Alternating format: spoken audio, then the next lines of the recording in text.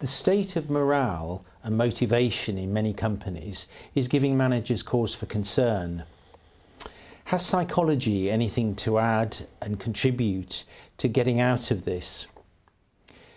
Today, Richard Kwiatkowski is in the studio and we're going to ask a psychologist what he thinks. Now, Richard, let's look at this situation from a morale, from a motivation point of view. How do you see it? Well, it's a difficult time and it's an anxiety-provoking time for a lot of managers and a lot of people in organisations, particularly if the downturn has hit their sector or hit their organisation. So there's a lot of stuff going on in people across the organisation, and as leadership is distributed across organisations more, so more people are affected. So they're affected by it. What's your diagnosis from a psychologist's perspective? If you're feeling anxious yourself, it's very difficult to provide some of the leadership that people want. And it's very important in difficult times to keep employees engaged, to keep people understanding what the organisation is about, what you're doing, what the direction is. And you really can't over-communicate. And particularly for people who are senior in the organisation, who know about the strategy, who know about the plans, who have an idea about the way forward, sometimes they forget that other people don't know, they're not privy to some of those things. And so actually providing that direction, providing a sense of integrity and openness so that we're in this together, some sense of solidarity, is very important. Some people would say, look, we're in the middle of a recession, it's a crisis, we've all got to shoulder this. Well, to some extent that's right. The evidence is that people acquire some meaning from work. People will identify themselves with the sort of jobs they do, the professions they're in, and even the organisations that they belong to.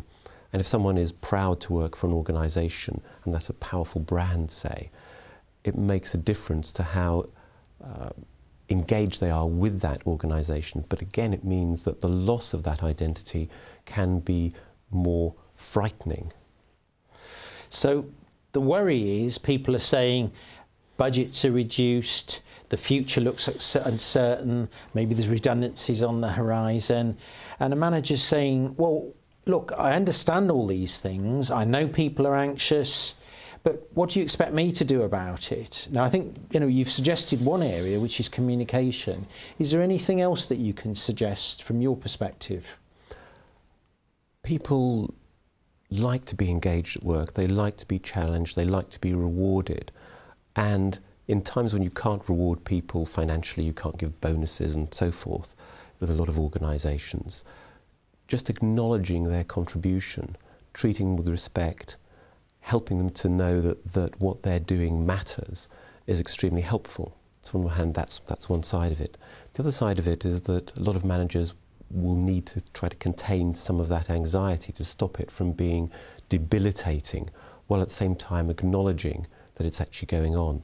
And so for people in organisations, peer support becomes important. Somewhere to talk about those things, somewhere to get a perspective, to think about what's really going on.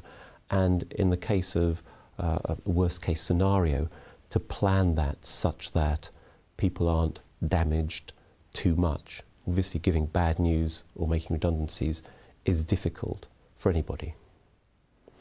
Is there any way that you can put some energy back into an organisation if you're a psychologist, if you're seeing things, you've got that background and insight, what could you do?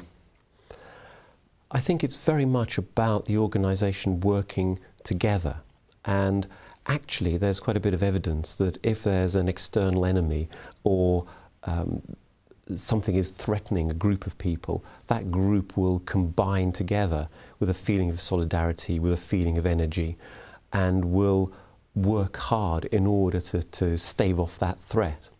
And if as a manager you're able to do that, to get that sense of we're in this together rather than an us and them, that can very much help people to feel as though they are engaged, that their contribution is valued, and there is some hope there, rather than the sort of learned helplessness of listening to the headlines or media views. Because we know that actually some organisations continue to do quite well. Some sectors are more badly hit than others. And yes, there is a recession and that is a reality.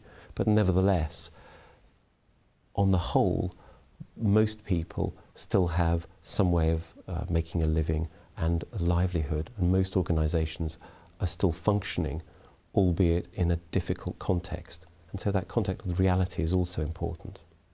Richard, thank you. Thank you, Steve.